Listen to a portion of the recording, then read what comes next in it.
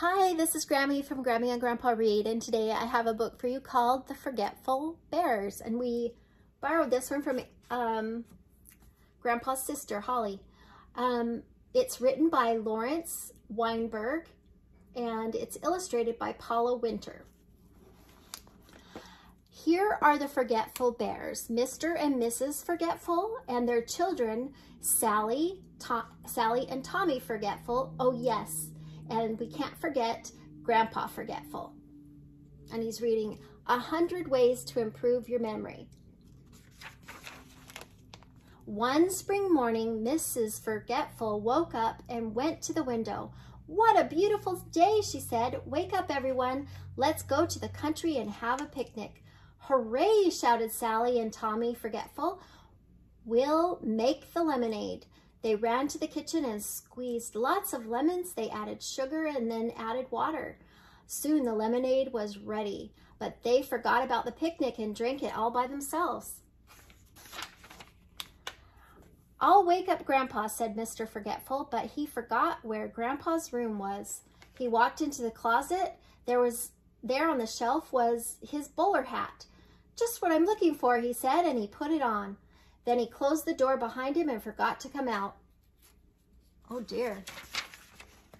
Soon Mrs. Forgetful was ready to leave. "All right, everybody," she called, "let's go."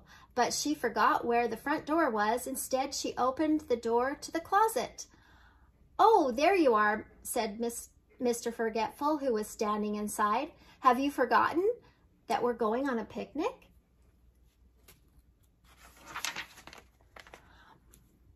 At last, the four Forgetfuls found their way out of the house. They piled into the car and drove off. Suddenly, Mrs. Forgetful cried out, "Turn back! I forgot the food!" Mr. Forgetful headed back for town, but he forgot what street he lived on and couldn't find the house. Finally, Mr. Forgetful suggested they look for their house on foot. They walked up the street and down another. "There's our house," cried Tommy Forgetful. "No, our house is red," said Sally Forgetful. I thought it was blue," said Mr. Forgetful. "Well, maybe we've moved," said Mrs. Forgetful. "I'm tired. Let's go back to the car." But where was the car? Nobody could remember. Tommy Forgetful had a bright idea. "Let's split up," he said. "Each bear will walk in a different direction. The first bear to find the car will honk the horn and let the rest of us know where it is."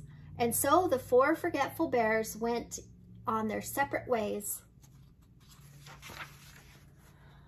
Mrs. Forgetful walked down the street where there were many stores. A supermarket sign said, "Big sale today." She forgot about the car and hurried inside to shop. Sally Forgetful walked down another street where there was a park, and she forgot about the car and sat down to rest. Tommy Forgetful came to a bus stop. He forgot about the car and hopped on the bus. Mr. Forgetful kept walking and walking. He forgot about the car and walked straight out of town. Meanwhile, Grandpa Forgetful woke up. He rubbed his eyes and got out of bed. "Where is everybody?" he shouted. He went outside to look. There across the street was the family car.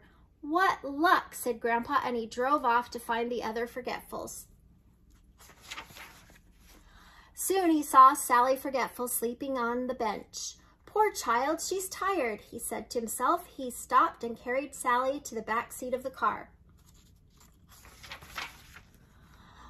A while later, Grandpa saw Mrs. Forgetful leaving the supermarket. "Poor woman, she sure is loaded down," he said. He took some of her packages and helped her into the car.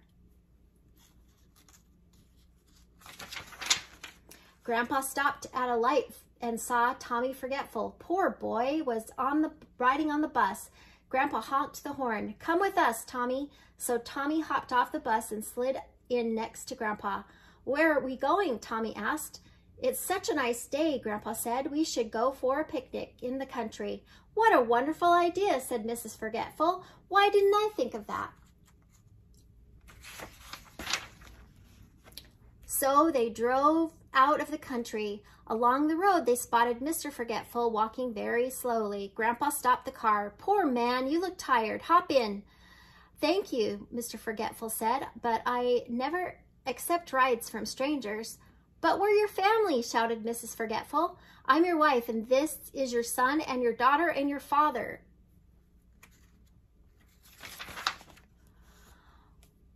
"Well, in that case," said Mr. Forgetful, "I guess I will get in the car.